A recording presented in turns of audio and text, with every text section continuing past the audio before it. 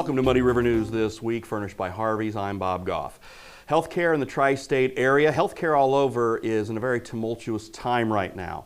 Blessing Health System is the largest healthcare provider in our region and the largest employer in our region. That's why we felt it was important to have a conversation with the president and CEO of Blessing Health System, Kahn, and she's my guest today. Welcome. Thank you very much. I'm glad to be here today with you. And as we talk, the Blessing Health System and Quincy Medical Group are going to have to go to court today over the situation with their employees and the situation regarding Governor Pritzker's executive order. So while we are not going to be able to get into that much, because anything we say right now, by the time we probably post this on Friday or Saturday, might not be relevant. But we do want to address it just briefly because it's been a topical story in our community. And I know that you've given a statement to us, and if you just want to kind of go along with that and talk about that, just so we can talk about it and talk about other subjects after that. Okay. Well, as you know, the governor issued an executive order relative to healthcare facilities that we needed to address COVID vaccination and or COVID testing. So Blessing took the position of not mandating COVID vaccine for our employees. We believed our employees should have the right to be able to make a choice. Do you want to get the vaccination or not? And we allowed employees to make that choice, whether it was due to religious beliefs, medical reasons, or just because they didn't want to take the vaccine. If they chose not to take the vaccine, the governor's requirements were that they test weekly. And so we put a testing mechanism in place for testing kiosk areas where they self-test. And they go into a room and they do a NARES test themselves. And that was once a week. And our, right now, as you well know, today there is a court date for a temporary restraining order to stop the governor's executive order for testing under the Healthcare Consciousness Act. So we don't know what the outcome of that will be. In addition to that, the hospital is also under the requirements of IDPH. And last week, IDPH promulgated rules and regulations that we have to follow for this. So there are two things here in play. And that was, again, that was another order that came through, and none of this has actually gone through the legislature, but that's a completely different topic altogether. Correct. So. And, you know, and that affects our licensure and our reimbursement. Yeah. So that is another big issue for us as a healthcare provider. So a lot of different issues, but you know, our healthcare workforce is so important to us. And as you know, Bob, this last 18 months, this has been a long, long time for not only our community, but the country. You know, caring for people, watching our businesses have to close.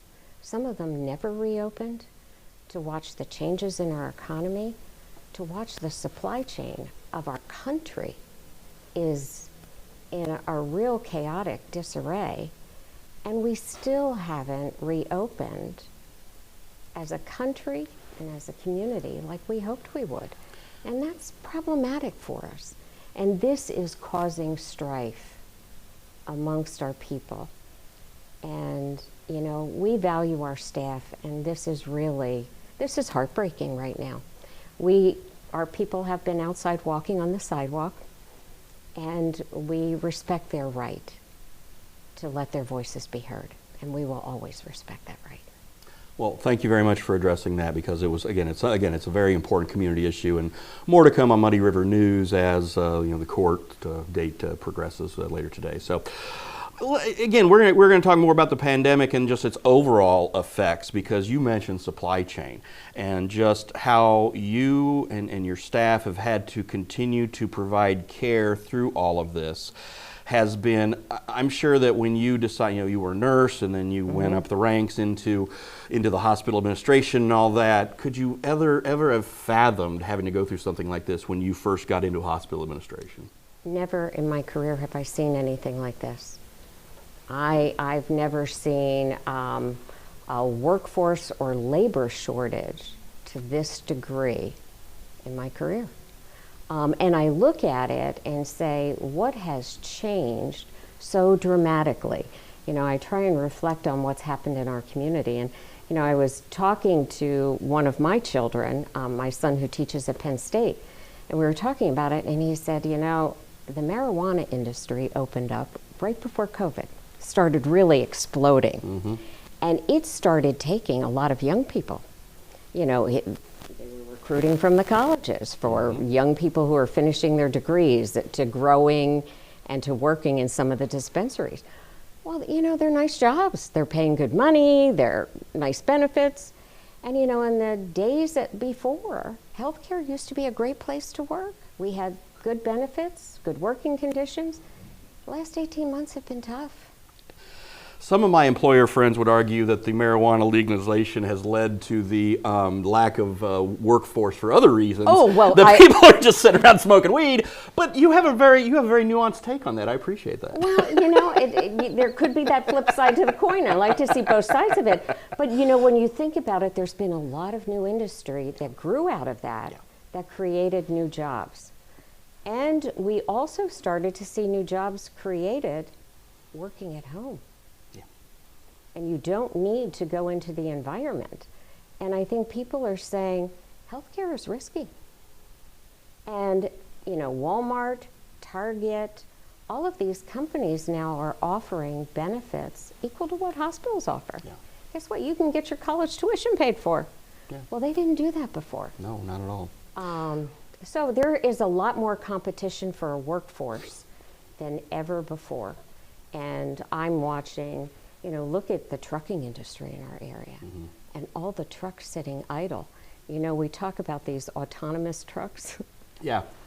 That's not the way we thought they'd be autonomous. No, not at all. And we have you know, multiple trucking companies in our area who've reached out to us, and we kind of help them get their word out as well. And that's a lot. You know, people are just really trying to figure out how to fortify their ranks. Now, of your current work, or do you still have a sizable percentage of your workforce that is working from home? I mean, obviously healthcare is very hands-on, but there's also all the other stuff you have to do that is office work. Correct. We have our finance department. There's a fair amount of them in billing and collections that are working from home. We have our IT folks who we allow to work from home. And some of our medical record type department are working from home. But we have a lot that had been working from home that we brought back in because we need them. Sure, that's understandable.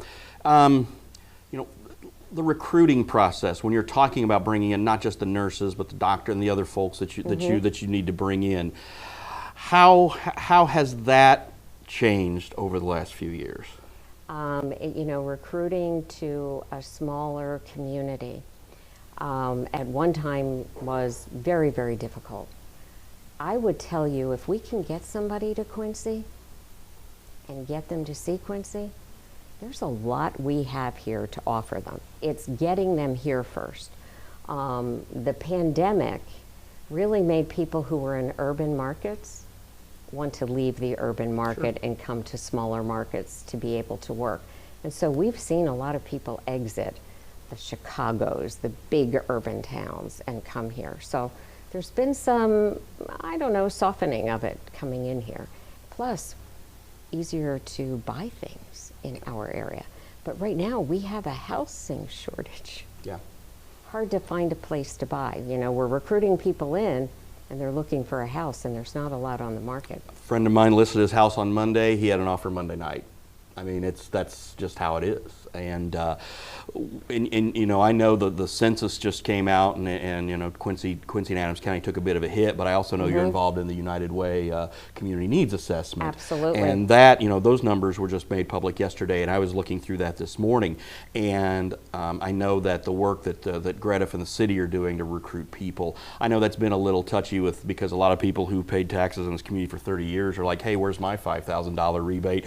But still, they are attempting to work with the Blessings and the QMGs and the NAPIDs and everybody's, hey, we've got to have workers. So there is really a concentrated teamwork effort going into this. To bring people into the community and really to try and attract back some of our kids who graduated, left the community, and we want to try and ask them to come on back home.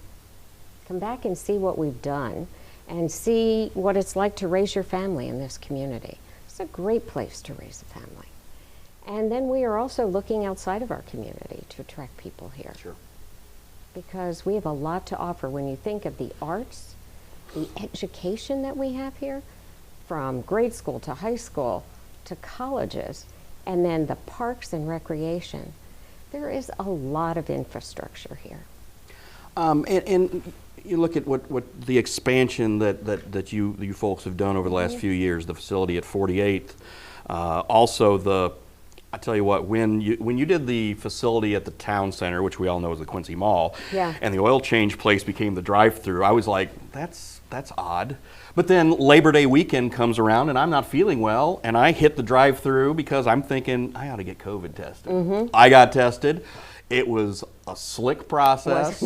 I had a phone call and a text. I think I did that on the Sunday morning of Labor Day weekend, which was a great time to get sick. But I went in and it was open and I got tested. And again, later that afternoon, late afternoon, I got the phone call, the text, congratulations, you're positive. And oh, great. So, but again, that sort of service that people just thought of, it's like, I have to go to the doctor, I have to go to the hospital. You don't have to anymore, really. You don't. And it was, when we were doing the drive-through at 28th and Chestnut at our facility, it was very limited, and we'd have lines. And so when we saw this facility and we had this vision, I mean, it was like, can we really pull this off? And we did.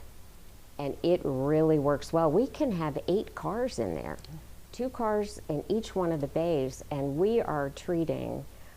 we have like 200 people some days go through there. And it is really a slick process. And we were doing flu shots last Saturday for about 4 hours, and the cars were just in and out, and really working well. Yeah, because then my children got tested after me, and then my wife's a teacher, so she was able to get tested at school, but the kids went through that as well and thought that was great. I think if you'd have left the oil change bays in and had the option to get your oil change while you were sitting there, I think that's another revenue stream you guys could have looked at, but hey, that's just me thinking outside the box. I tried to, when we put the College of Nursing, when we rented the Vatterott building and moved the College of Nursing up there, I tried to talk them into welding? Well, they had some oil change bays, and I said, can't we get the students to do some oil changes on the weekend? And the president of the college didn't want to hear that, but it was a thought. I thought it could be a nice revenue generator. And again, the town center, it's, you've got your complex, you've got the QMG complex, and I know, you guys have had your disagreements, especially on the space issue and the hospital, the new hospital that they wanted to put in.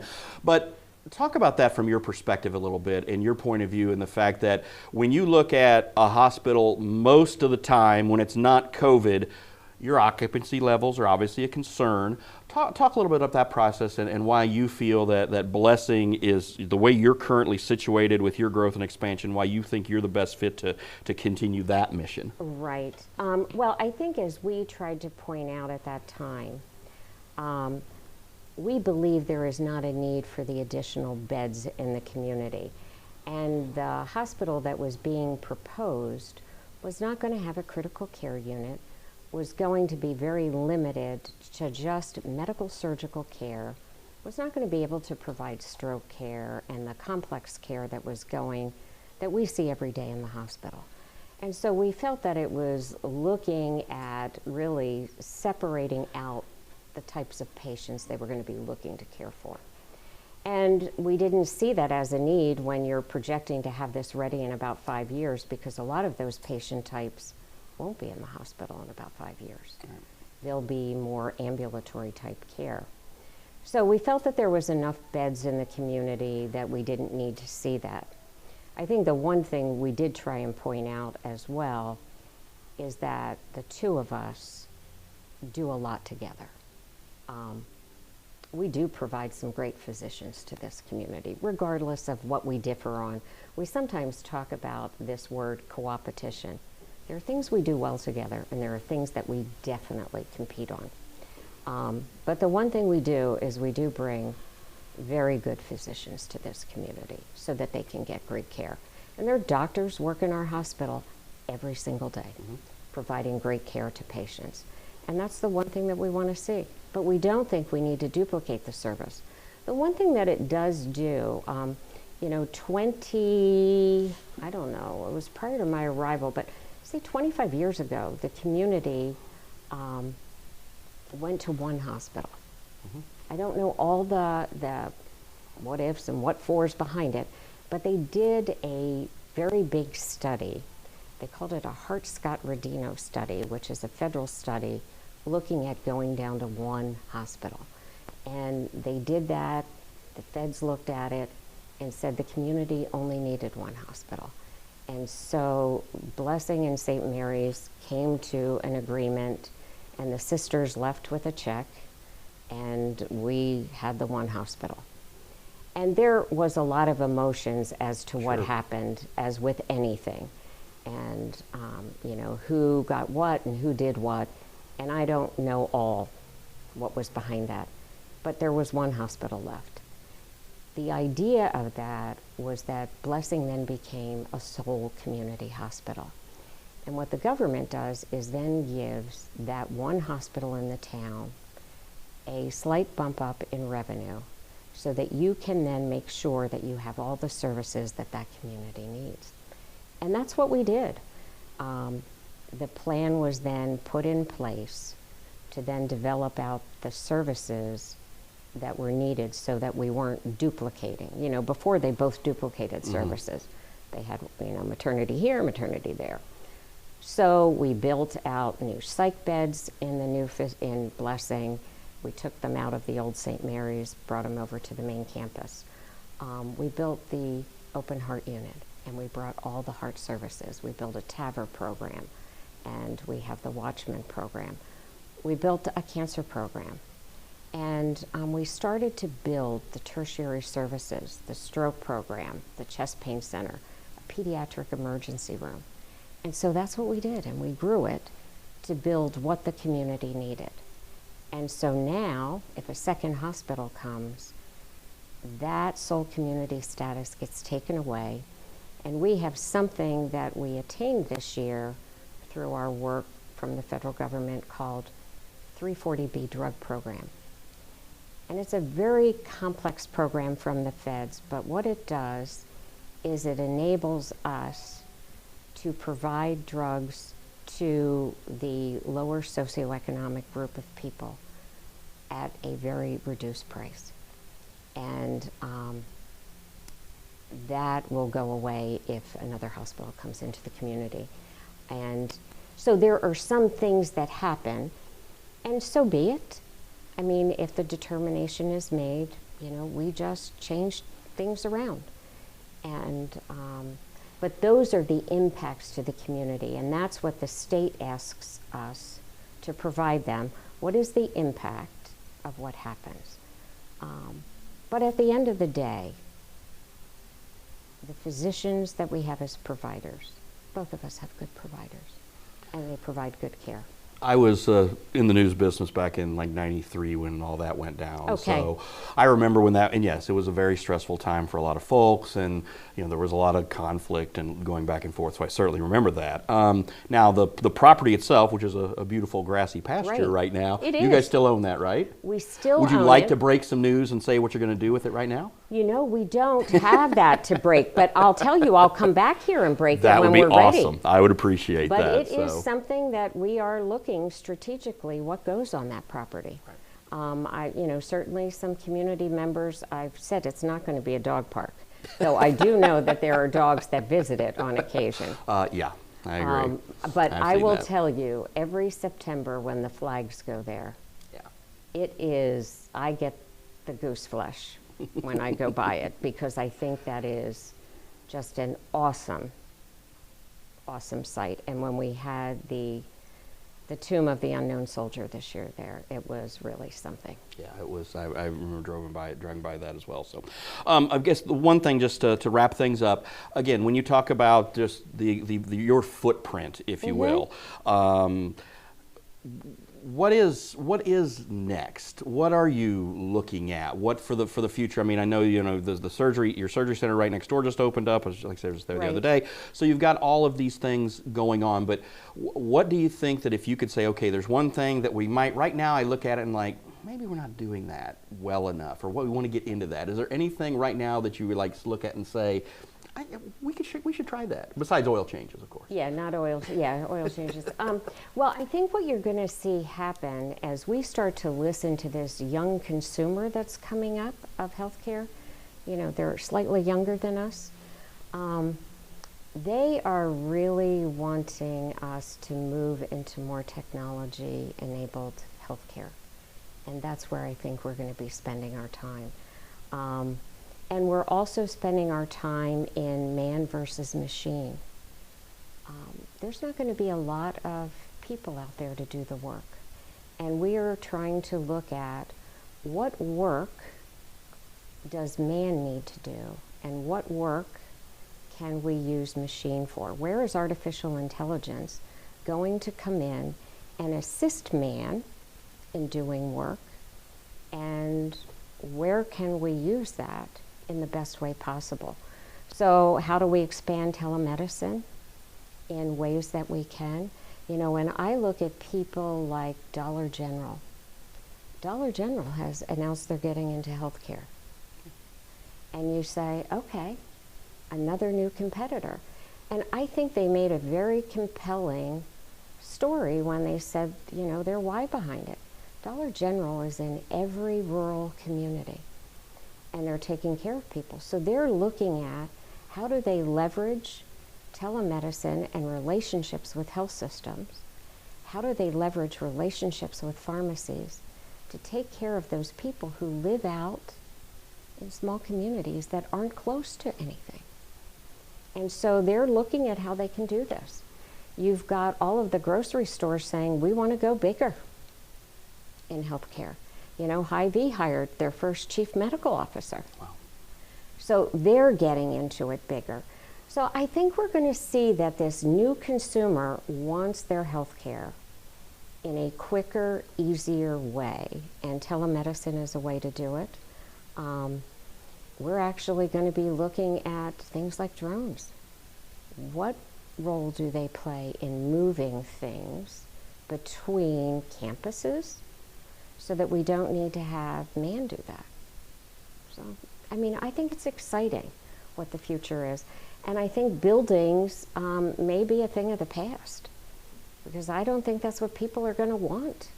I think they're going to want it close. We start our hospital at home program with Medicare in November. We go into our pilot in October, but we got approved with Medicare.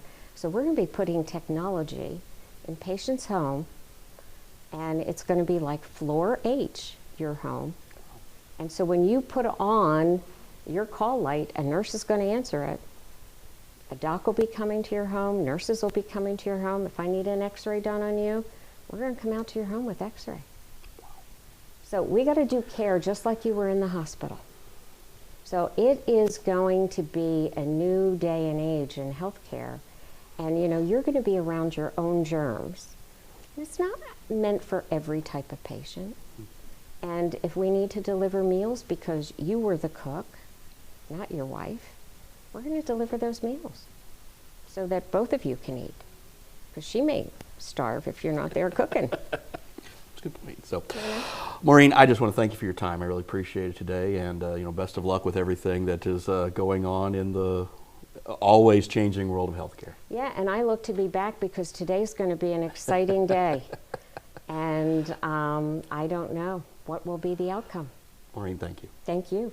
That's all the time we have now for Muddy River News this week. I'm Bob Goff, and I want to thank our friends at Harvey's Furniture for sponsoring this program. Have a great week.